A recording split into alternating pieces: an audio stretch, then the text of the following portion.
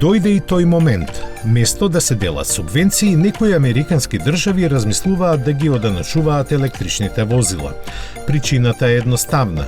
Ги има се повеќе, а не трошат бензин кој носи буџетски приходи, заради што разликата треба да се компензира со нешто друго. Најдалеку со оваа идеја отиде Тексас, каде веќе се споменува висината на новите давачки.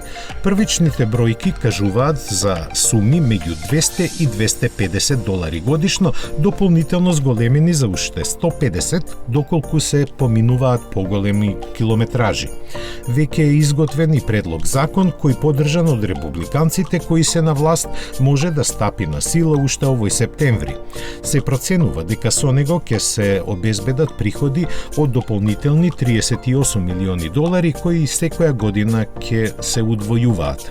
Дека е дојдено време за такви давечки сведочи и оданочувањето на разните здруженија за популаризација на електричните возила, кои генерално не се против тоа, туку сметаат дека е праведно да се наплаќа според поминатата километража.